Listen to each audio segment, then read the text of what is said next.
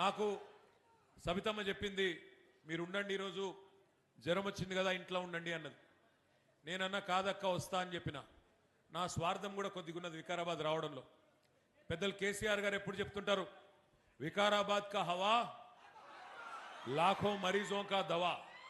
మరి ఇక్కడికి వస్తే ఈ గాలి పీల్చుకుంటే నా జ్వరం కూడా దెబ్బకు మాయమవుతుంది. అట్లే డాక్టర్ సాబ్ కూడా ఉన్నాడు. అందుకే మరి ఇక్కడి గాలి పవిత్రం, ఇక్కడి నేల పవిత్రం, ఇక్కడి నీరు పవిత్రం. అందుకే ఈ గడ్డ మీద కాలు పెడితే ఉన్న రోగాలని నయమైతే అని చెప్పి అనుకునే ఇక్కడికి వచ్చిన. మరి మీ అందరికీ తెలుసు ఇది ముచ్చుకుందా నది జన్మస్థలం, అంటే మూసీ నది పుట్టిన ప్రదేశం మన వికారాబాద్. అనంత పద్మనాభ స్వామి కొలువైన అద్భుతమైన ప్రాంతం, రామలింగేశ్వర స్వామి కొలువున్న ప్రాంతం వికారాబాద్.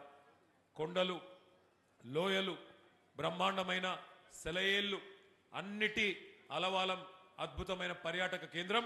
తెలంగాణకు ఒక రకంగా చెప్పాలంటే ఒక హిల్ స్టేషన్ దగ్గరలో హైదరాబాద్కి ఏమైనా ఉన్నదా అంటే మన వికారాబాదే.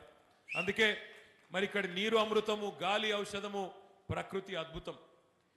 గాలి పీల్చితే రోగాలే మాయమైతే అని చెప్పి మన పెద్దవాళ్ళు చెప్పేది.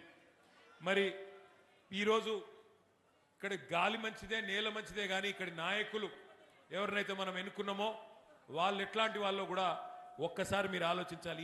ఈ జిల్లా నుంచే స్పీకర్ గారు ఉన్నారు, ఇదే జిల్లా నుంచి ముఖ్యమంత్రి గారు కూడా ఈరోజు ప్రాతినిధ్యం వహిస్తున్నారు. నేను మిమ్మల్ని అందరినీ ఆలోచించమని కోరేది ఒకటే. 2023 నవంబర్ మాసంలో నేను ఇదే వికారాబాద్కి వచ్చిన. ఆనంద్ గారు ఆ రోజు పెద్ద మీటింగ్ పెడితే అందరిని ఉద్దేశించి ఆ రోజు కూడా మిమ్మల్ని అభ్యర్థించిన. పెద్దలు కేసీఆర్ గారు కూడా వచ్చి మీ అందరికీ చెప్పిండు, అయ్యా ఓటేసే ముందు ఆలోచించండి, మోసపోతే గోసపడతాం, ఆగమైతం, దయచేసి ఆలోచించి ఓటేయండి అని కేసీఆర్ గారు ఒక్కొక్క రైతన్నకు, ఒక్కొక్క ఆడబిడ్డకు కాంగ్రెస్ మాయ మాటలు నమ్మకండి అని ఒక్కొక్కరికి చెప్పిండు. విన్నోళ్ళు విన్నరు, విననోళ్ళు వినలేదు. ఏమైంది వికారాబాద్లో 12,000 ఓట్ల మెజారిటీతోని కాంగ్రెస్ గెలిచింది, బీఆర్ఎస్ ఓడింది. సరే గెలిచింది కాంగ్రెస్, ఓడింది బీఆర్ఎస్. మరి జరిగింది ఏంది? లాభమా నష్టమా? ఎవరికి జరిగింది ఆలోచించండి. ఎమ్మెల్యేగా గతంలో ఆనంద్ గారు 5 ఏళ్ళు పనిచేసింది. 5 ఏళ్ళు పనిచేసినప్పుడు ఆనంద్ గారు ఒక డాక్టర్గా కావాలంటే తన ప్రాక్టీస్ ఉన్నది, సంపాదించుకోవచ్చు, భార్య డాక్టరు, ఆయన డాక్టరు, 2 చేతులా సంపాదించవచ్చు, సుఖంగా పిల్లలను చూసుకుంటూ సమాజం గురించి పట్టింపు లేకుండా ఆయన పని ఆయన చేసుకోవచ్చు. కానీ 5 ఏళ్ళు తనలాడిండు. అందులో 2 ఏళ్ళు కరోనా, 1 సంవత్సరం ఎవరికైనా నేర్చుకున్న తందుకే పడుతుంది కొత్త ఎమ్మెల్యేకు. కొన్ని తెలుస్తాయి, కొన్ని తెలివై.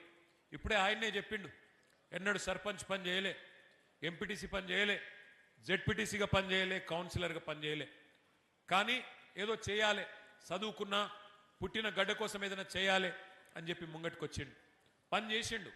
రూపాయి లంచం తీసుకోలే.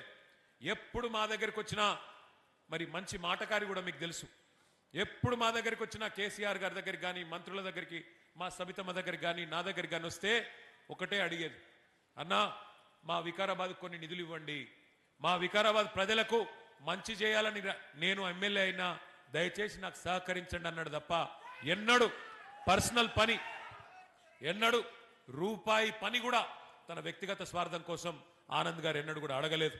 అట్లాంటి నాయకుడు మీకు సేవ చేసిండు. కానీ మనం పోగొట్టుకున్నాం, ఓడగొట్టుకున్నాం. కారణాలు ఏమన్నా కావచ్చు.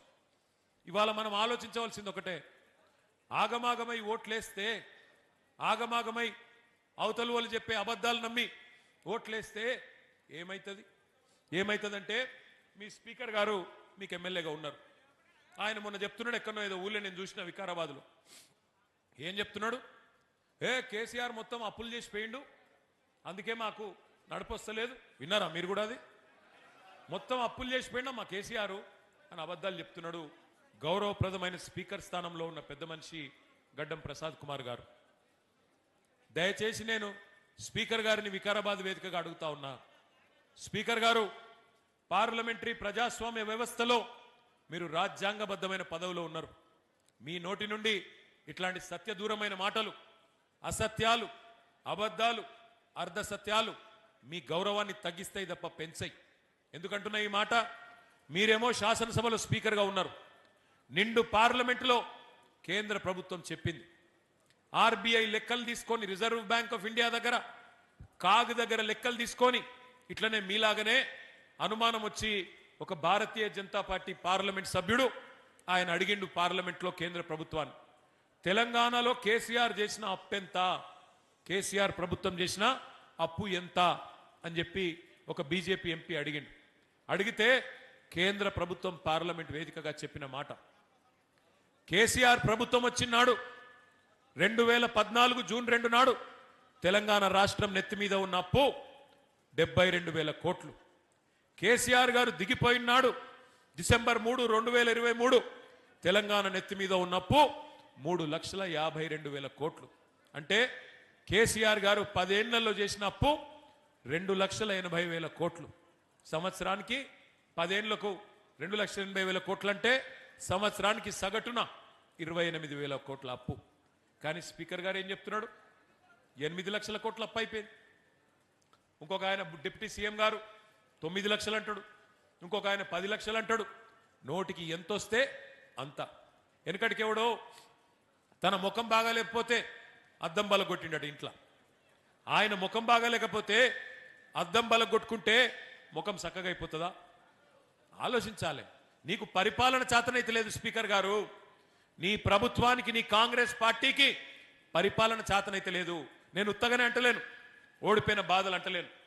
ఎందుకంటున్నా అంటే సీదా ఒకటే అడుగుతున్న స్పీకర్ గారు, నేను 10 ఏళ్ళు కేసీఆర్ ఉన్నప్పుడు యూరియా దొరుకుతుంది ఎట్లా, కాంగ్రెస్ రాగానే యూరియా మళ్ళొక్కసారి లైన్లు కట్టే పరిస్థితి వస్తుంది ఎట్లా? దమ్ముంటే సమాధానం చెప్పు. మీకు పరిపాలన చేతనైతే రైతులకు యూరియా ఇచ్చే తెలివి కూడా నీ ముఖ్యమంత్రికి ఎందుకు లేదు నేను అడుగుతా ఉన్నా. ఒక యూరియానే కాదు, కేసీఆర్ ఉన్నప్పుడు కరెంటు చక్కగా వస్తుంది, ఇవాళ కరెంటు చక్కగా రాదు. కేసీఆర్ ఉన్నప్పుడు మంచినీళ్ళు చక్కగా వస్తాయి, ఇవాళ మంచినీళ్ళు కూడా ఇచ్చే తెలివి లేదు. కేసీఆర్ ఉన్నప్పుడు టైంకు రైతు బంధు పడుతుంది, ఇవాళ రేవంత్ రెడ్డి వచ్చినాక రైతు బంధు కూడా దిక్కు లేదు. ఆ రోజు ఏమన్నారు? ఎన్నెన్ని డైలాగులు కొట్టిన రైతులకు ఒక్కసారి యాద్ చేసుకోండి. మర్చిపోతే మీకు చూపెడదామని తెచ్చిన వీడియోలు ఒక్కసారి ఆ వీడియోలు చూపెట్టమ్మా. జరగండి, ఆమె స్క్రీన్ కట్టడం జరగండి.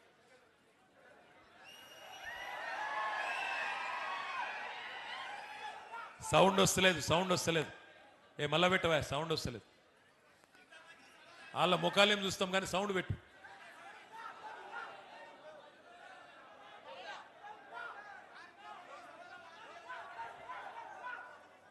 సౌండ్ వస్తలేదు. సరే సౌండ్ ఆయన పెడతాడు కానీ మీకు ఒక్క ముచ్చట చెప్పాలి, అది మళ్ళీ పెడతా. సరే, కేసీఆర్ అప్పు చేసిండు, మీ స్పీకర్ అన్నది నిజమే అనుకుందాం. ఒక్క నిమిషం. స్పీకర్ గారు చెప్పి తీసుకుంటే 10,000 ఇప్పుడు మంచిగా చేసినట్టు పెట్టవా? వీడియో పెట్టు. వస్తుంది రైతు బంధు. కాంగ్రెస్ అధికారంలోకి వస్తే 15,000 వస్తాయి. ఎకరానికి 15,000 రూపాయల సంవత్సరానికి ఇచ్చేటట్టుగా ఒక గ్యారంటీని కూడా మనం ప్రకటించాం.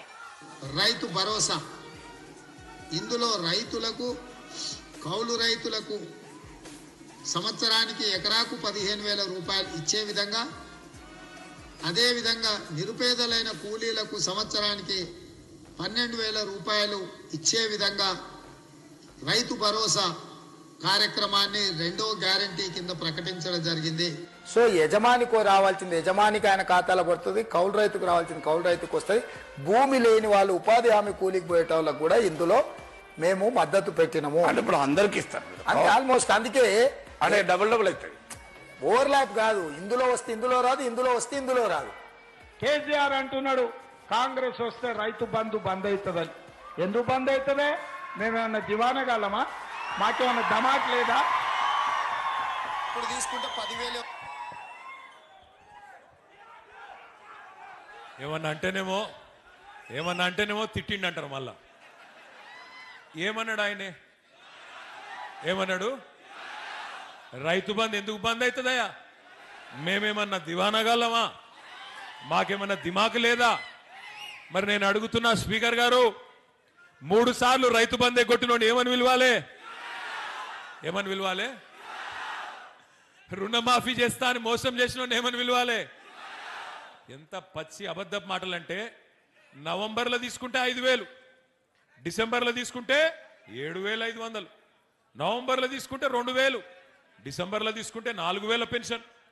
కేసీఆర్ ముసలమ్మకో ముసలయ్యకో ఇద్దరిలో ఒకరికే ఇస్తుండు పెన్షన్, నేను ఇద్దరికి ఇస్తా. కేసీఆర్ 2,000 ఇస్తే నేను 4,000 ఇస్తా. కౌలు రైతులకు కూడా రైతు బంధు ఇస్తా. పడ్డదా ఒక్క కౌలు రైతుకు? రైతు బంధు పడుతుందా అసలు? రైతు కూలీలకు 12,000 ఇస్తా. పడ్డదా? ఇగో ఇన్ని దగుల్బాజీ మాటలు, దొంగ మాటలు చెప్పి ఇవాళ అధికారంలోకి వచ్చింది ఒక్కటే కాదు, వచ్చి అధికారంలోకి వచ్చిందే కాదు, ఇవాళ మళ్ళొకసారి పచ్చి అబద్ధాలు. ఏమన్నంటే అప్పుల పాలైపోయింది, మేమేం చేస్తాం? మీ స్పీకర్ గారు కదా చెప్పినట్టు అప్పులైపోయినాయి. జరా లొల్లి పెట్టకుర్రా బాయ్, పక్కన మీలో లేంది ఆగు. కాదండి కిందికన్నా దిగురు, కొద్దిసేపు డిస్టర్బ్ చేయకండి ప్లీజ్. అప్పుల పాలు నిజంగానే అనుకుందాం. ఒక్క నిమిషం ప్రసాద్ అన్న చెప్పింది నిజమే అని ఒక్క నిమిషం అనుకుందాం. మరి సరే కేసీఆర్ అప్పు చేసిండు, ఏం చేసిండు కేసీఆర్ గారు? అప్పు చేసి ఏం చేసిండు అంటే 200 రూపాయల పెన్షన్ను 2,000 రూపాయలు చేసి 46 లక్షల మంది గరీబోళ్ళకు ఆసరాయిండు కేసీఆర్. అవును కేసీఆర్ అప్పు చేసిండు.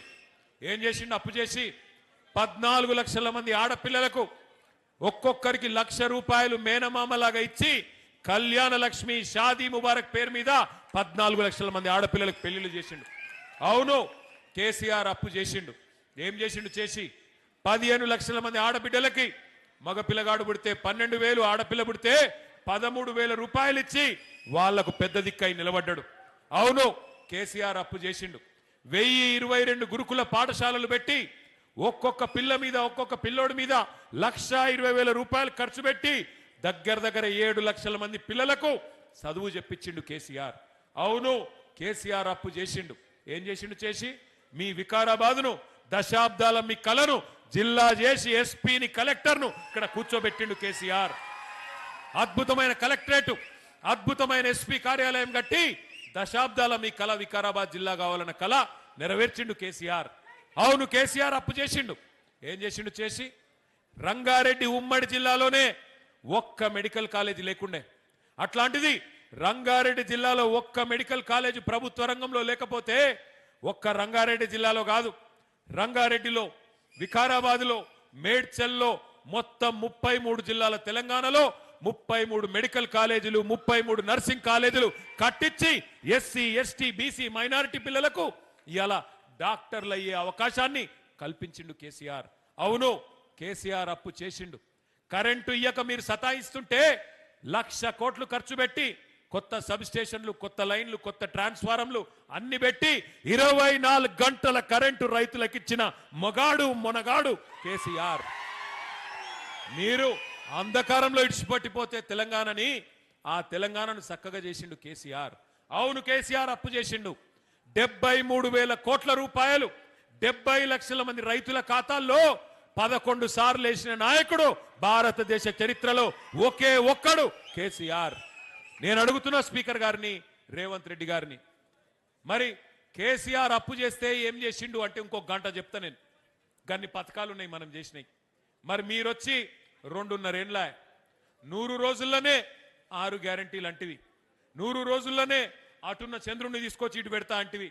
మరి ఏమా? 100 రోజుల్లోనే విద్యా భరోసా కార్డు, 100 రోజుల్లోనే రైతు భరోసా, 100 రోజుల్లోనే మహిళలకు 2,500 ఒక్కలకన్నా ఇచ్చినవా? ఇది ఒక ఎస్సీ రిజర్వ్డ్ నియోజకవర్గం. నేను అడుగుతున్న స్పీకర్ గారిని, మీరే కదా చేవెళ్లలో ఎస్సీ డిక్లరేషన్ అని పెట్టి దళిత బంధు కాదు, మేమొస్తే కేసీఆర్ 10 లక్షలు ఇస్తుండు, మేము 12 లక్షలు ఇస్తామన్నావు, యాదికున్నదా? ఇంకా అందానికి అంబేద్కర్ గారి పేరు పెట్టిండు, అంబేద్కర్ అభయహస్తం అని చెప్పి. ఇచ్చినవా 12 పైసలు అన్నవనుకన్నా? ఇచ్చిండా? వికారాబాద్లో మన స్పెషల్గా ఇచ్చిరేమి? ఇచ్చిర్రా అయ్యలేదా? ఒక్క హామీ అని నిలబెట్టుకున్నాడా? 100 రోజులు, 6 గ్యారంటీలు, 420 హామీలు, 13 డిక్లరేషన్లు, ఒక్క పనన చేసిండా? ఇలా ముఖ్యమంత్రి గారిని అడిగితే గట్టిగా, ఏమైనా రేవంత్ రెడ్డి ఉన్నావు 3 ఫీట్లు కానీ 30 ఫీట్లో లెక్క మాట్లాడుతీవి, పెద్ద పెద్ద డైలాగులు కొడుతీవి, తీస్మార్ ఖాన్ లెక్క మాట్లాడుతీవి కదా, ఏమైనా మరి 100 రోజులు ఎడవాయంటే ఇప్పుడు కొత్త డైలాగ్ నేర్చుకున్నాడు. ఎంత కండలు తిరిగినోడైనా 3 నెలలనే పిల్లలు పుట్టిస్తాడా? మాకు తెలియదా 3 నెలల పిల్లలు పుట్టారని? మాకు పెళ్ళిళ్ళు కాలే, మాకు పిల్లలు లేరా? మనకు తెలియదా 9 నెలలకు పిల్లలు పుడతారని? దానికి ముఖ్యమంత్రి చెప్పన్నా? మరి నేను అడుగుతున్నా వికారాబాద్లో, అయ్యా స్పీకర్ గారు, ఇక ఆయన చెప్తలేడు, నువ్వన్నా చెప్పు. 3 నెలల పిల్లలు పుట్టారు, సరే ఒప్పుకుంటా, కానీ మరి 30 నెలలకు కూడా పుట్టకపోతే నిన్నేమని పిలవాలి? నేనేం అంటలేను సుమా, నేనేం అంటలేను, అడుగుతున్నా గంతే. రేవంత్ రెడ్డి చెప్తలేడు కదా, మరి గడ్డం ప్రసాద్ అన్న చెప్తాడేమో అని అడుగుతున్నా. సిగ్గుండాల మాట్లాడడానికి, ఇంకా సిగ్గు లేకుండా ఇష్టం వచ్చినట్టు మాట్లాడుతున్నారు, అప్పులు సొప్పులు అని. అయిపోయింది, మీ టైం అయిపోయింది. శిశుపాలుడు కదా 100 తప్పులు చేసేదాకా ప్రజలు ఎదురు చూసినట్టు కాంగ్రెస్ వాళ్ళ తప్పులు కూడా లెక్క పెడతా ఉన్నారు. టైం దగ్గర పడ్డది, తొందరలోనే కేల్ ఖతం దుకాణం బంద్ అయ్యే రోజు ఎక్కువ దూరం లేదు. ఒక్క మాట నేను మీ అందరికి చెప్తా ఉన్నా, ఒక్క మాట మిమ్మల్ని అందరినీ ప్రార్థిస్తా ఉన్నా. దయచేసి ఇప్పుడే ఆనంద్ గారు చెప్తున్నారు, అన్నా కేసులు పెడుతున్నారు అన్నా అని. ఎవరి మీద ఎక్కువ కేసులు అవుతాయో వాళ్ళే పెద్ద లీడర్లు అవుతారు, నేను ముందే చెప్తున్నా. భయపడితే నడవది. కానీ ఒకటి మాత్రం పక్కా, మీ వర్కింగ్ ప్రెసిడెంట్గా కేసీఆర్ గారు ఇచ్చిన బాధ్యత, దానిలో భాగంగా నేను చెప్తా ఉన్నా, మళ్ళీ గవర్నమెంట్ వచ్చుడు పక్కా, అందులో ఏం అనుమానం అవసరం లేదు. 2028లో నవంబర్ డిసెంబర్లో మళ్ళీ తిరిగి కేసీఆర్ గారు ముఖ్యమంత్రి కావడం పక్కా, అందులో ఎవరికే అనుమానం అవసరం లేదు. రేవంత్ రెడ్డికి కూడా తెలుసు, ప్రసాద్ అన్నకు కూడా తెలుసు. అందుకే అందిన కాడికి దోసుకో అనే స్కీమ్ పెట్టుకొని దోసుకుంటా ఉన్నారు. ఉన్నంతల్నే ఉన్నప్పుడు, దీపం ఉన్నప్పుడే ఇల్లు చక్క పెట్టుకోవాలని చెప్పి, అధికారం ఉన్నప్పుడే దోసుకునే కార్యక్రమం పెట్టుకొని కార్యక్రమాలు చేస్తూ ఉన్నారు. కానీ ఒక్కటి మాత్రం పక్కా, ఇక్కడున్న పోలీస్ అధికారులకు నేను చెప్తా ఉన్నా, వికారాబాద్లో డ్యూటీ చేయండి, డ్యూటీ చేయండి, కానీ అతి చేయకండి. చేస్తే మాత్రం ఒక్కొక్కరిని గుర్తు పెట్టుకొని, నేను మా ఆర్ఎస్ ప్రవీణ్ అన్న ఇద్దరం కలిసి తప్పకుండా మళ్ళీ అధికారంలోకి వచ్చినాక మిత్తితో సహా మీకు ఇచ్చే బాధ్యత నాది, మిత్తితో సహా తప్పకుండా ఇస్తామని చెప్తా ఉన్నా. దయచేసి అతి చేయకండి. రేవంత్ రెడ్డి చెప్పిండు, ప్రసాద్ అన్న చెప్పిండు కాబట్టి నేనేదో చేస్తా, నడవది. స్పీకర్ పదవి, ముఖ్యమంత్రి పదవి ఊస్టింగ్ అయితే ఈ పక్కా ప్రజలు తలుసుకుంటే 2 పదవులు కూడా ఊసిపోతాయి, జాగ్రత్త అని చెప్తా ఉన్నా. ఇంకొక మాట కూడా నేను అడుగుతా ఉన్నా ఇక్కడికున్న మా సోదరులను సోదరిమణులను. 10 ఏళ్ళు కేసీఆర్ ప్రభుత్వం ఉండే, 10 ఏళ్ళు మరి ఆనాడు మన నెత్తి మీద, మన మెడ మీద కత్తి పెట్టిండు నరేంద్ర మోడీ. మీ దగ్గర దామగుండంలో ఒక నేవీ రేడార్ స్టేషన్ కడతాం, మరి మాకు 2000 ఎకరాలు ఇయ్యాలి వెంటనే అంటే కూడా మనం ఇయ్యలే. ఎందుకు ఇయ్యలే? ఒకటి, వాళ్ళు చేసే పని మంచి పని కాదు. 12 లక్షల చెట్లు కొట్టేస్తున్నాడు, 12 లక్షలు. అది ఎక్కడ? మీ వికారాబాద్ అడవులలో. ఎక్కడనైతే చెట్లుంటేనే ఆ చెట్ల గాలితోనే ఇక్కడ ఈ గాలి మంచిదని చెప్పి ఇక్కడికి మరి టీబీ విశ్వవిద్యాలయం కూడా, టీబీ వైద్యాలయం కూడా ఇక్కడ పెట్టినరో, అట్లాంటి వికారాబాద్లో 12 లక్షల చెట్లు కొట్టేస్తామంటే కేసీఆర్ గారు ఒప్పుకోలే. నేను ఇయ్యా అన్నాడు, ఇయ్యలే. కానీ ఈరోజు దామగుండం రాడార్ కేంద్రం కోసం కేంద్రం ఒక మాట అడగంగానే, బడే భాయ్ ఏక్ బాత్ బోల్ దియే తో छोटे भाई मान गए, दे दिए देने के बाद क्या हुआ? अभी ఒక్క మాట అనగానే రేవంత్ రెడ్డికి మోడీ అంటే భయం. ఎందుకు భయం? మీకు ఎరికే. ఏమైనా గట్టిగా అంటే ఆయన తీసుకుపోయి లోపలేస్తాడు, బెయిల్ మీద ఉన్నాడు, బెయిల్ క్యాన్సిల్ అవుతుంది అని భయం ఆయనకు. ఆయన భయం ఆయన పుసుకున్న మొత్తం 2000 ఎకరాలు అప్పచెప్పిండు. అప్పచెప్పి 2900 ఎకరాలు, అందులో లక్షల చెట్లు కొట్టేస్తున్నారు. ఇక్కడి పర్యావరణ ప్రేమికులు, ఇక్కడ ఉండే స్థానిక నాయకులు మరి వాళ్ళంతా కూడా కొట్లాడుతూ ఉన్నారు, చెప్తా ఉన్నారు, అయ్యా ఇది మంచి పని కాదు, భవిష్యత్ తరాలకు నష్టమవుతుందంటే వినిపించుకుంటోడు లేడు. మూసీ ప్రక్షాళన చేస్తాడట, మూసీని బాగు చేస్తా అంటోడు. మూసీ పుట్టిన కాడ, మూసీ జన్మస్థలంలో 12 లక్షల చెట్లు కొట్టేస్తాడు ఎవడన్నా తెలివి ఉన్నోడు? భవిష్యత్ తరాల మీద ఆలోచన ఉన్నోడు చేసే పనైనా ఆలోచించండి. నది పుట్టిన కాడ మూసీని ఇక్కడ సంపేసి కిందికి పోయి సుందరీకరిస్తా అంటే అది కమిషన్ల కోసం మాత్రమే అన్న విషయం మనకు తెలియదా? ఆలోచించండి. ఇంకొక మాట కూడా నేను అంటా ఉన్నా, ఇందులో పాపం ఒక్క కాంగ్రెస్దే కాదు, బీజేపీది కూడా ఉన్నది. బీజేపీ కాంగ్రెస్ ఇద్దరు కలిసి ఇవాళ మూసీకి ఉరివేసే ప్రయత్నం, మీ వికారాబాద్ అడవులకు ఉరేసే ప్రయత్నం చేస్తూ ఉన్నారు. తప్పకుండా ఈ విషయం కూడా మీరు ఆలోచించాలని చెప్పి నేను కోరుతా ఉన్నా. ఒకటా రెండా ఎన్ని పనులు చేసిండు కేసీఆర్ గారు మీ వికారాబాద్కి? ఒక కొత్త collectorate, SP office, medical college, AYUSH ఆసుపత్రి, గిరిజన భవన్ ఇవన్నీ కట్టుకున్నాం. ఇప్పుడే ఆనందన్న చెప్పినట్టు 93 కోట్ల రూపాయలతో ఆనాడు 2023లోనే నన్నే పిలిచిండు, నేను సబితమ్మ వచ్చినాం, ఇక్కడ ఆరోగ్యకి కూడా శంకుస్థాపన చేసినాం. అట్లాగే మీకు తెలుసు మీ ప్రాంతానికి చేవెళ్ళకు కానీ పరిగికి కానీ తాండూరు కానీ వికారాబాద్ కానీ ఈ ప్రాంత రైతాంగానికి నీళ్ళిచ్చేదానికి కోట్పల్లి మండలంలో దాదాపు 12,000 ఎకరాలకు, బంట్వారంలో 6,000 ఎకరాలకు, దరూరులో 22,000 ఎకరాలకు, మరపల్లిలో 30,000 ఎకరాలకు, మోమిన్పేటలో 18,000 ఎకరాలకు, వికారాబాద్ మండలంలో సుమారు 10,000 ఎకరాలకు మరి నీళ్ళిచ్చే అద్భుతమైన ప్రాజెక్టు పాలమూరు రంగారెడ్డి ఎత్తిపోతల పథకం. దాన్ని మనం కడుతుంటే దాని ఖిలాఫ్ కేసులేసిందే కాంగ్రెస్ వాళ్ళు. ఇదే రేవంత్ రెడ్డి, ఇదే కాంగ్రెస్ పార్టీ కేసులేసి ఆపే ప్రయత్నం చేసింది. అయినా 90% పూర్తి చేసినాం. 30,000 కోట్ల ప్రాజెక్టులో 27,000 కోట్ల పని పూర్తి చేసినాం. పూర్తి చేసి మరొక పంపు కూడా చాలు చేసినాం. రేవంత్ రెడ్డి గారి ప్రభుత్వం చేయాల్సిందల్లా ఒకటే, రిజర్వాయర్లు మనమే కట్టినాం. ఉద్దండాపూర్ రిజర్వాయర్ ఎక్కడి నుంచి అయితే మీకు నీళ్లు రావాలో ఆ రిజర్వాయర్ కూడా పూర్తయింది. నార్లాపూర్, వట్టెం, కరివెన, అట్లాగే ఉద్దండాపూర్ అన్ని రిజర్వాయర్లు పూర్తయినాయి. అక్కడ పంపులన్నీ చాలైతే ఉద్దండాపూర్కు నీళ్లు వస్తే ఉద్దండాపూర్ నుంచి కాలువల ద్వారా రంగారెడ్డి జిల్లాకు నీళ్లు రావాలా. 2.5 సంవత్సరాలైంది. 90% పూర్తయిన ప్రాజెక్టును పండుకోబెట్టిండ్రు, పక్కన పెట్టేసిండ్రు. వాళ్ళ బాధల్లా ఒకటే, పాలమూరు రంగారెడ్డి జల్దీ పూర్తి చేస్తే కేసీఆర్ని యాద్ చేసుకుంటారు వికారాబాద్లో. అందుకే వాటిని పక్కకు పెట్టేసిండ్రు. ఇక స్పీకర్ గారి గురించి అయితే నేను చెప్పాల్సిన అవసరం లేదు. ఆయన ధృతరాష్ట్రుడు అయిపోయింది మీ స్పీకర్ గారు. దుర్యోధనుడు రేవంత్ రెడ్డి గారు చేసే దుర్మార్గాలు కనబడతలేవు ఆయన. పుత్ర ప్రేమలో కళ్ళని మూసుకుపోయినాయి. ఎమ్మెల్యేలు మన పార్టీ వాళ్ళు 10 మంది పార్టీలు మారిండ్రు. అందులో ఒక ఆయన అయితే పోయి మళ్ళీ కాంగ్రెస్ పార్టీ బీఫామ్ మీద పార్లమెంటు కూడా పోటీ చేసిండు. కానీ స్పీకర్ గారికి ఏం కనబడతలేవట. వాళ్ళు కాంగ్రెస్ కండువాలు వేసుకున్నది కనబడతలేదు, జై కాంగ్రెస్ అన్నది కనబడతలేదు, వాళ్ళు చేయి గుర్తుకు ప్రచారం చేసింది కనబడతలేదు, ఏది కనబడతలేదు అంటే స్పీకర్ గారికి. అట్లాగే మీ వికారాబాద్ రోడ్ల మీద ఉండే పొక్కలు కూడా కనబడతలేవు పాపం.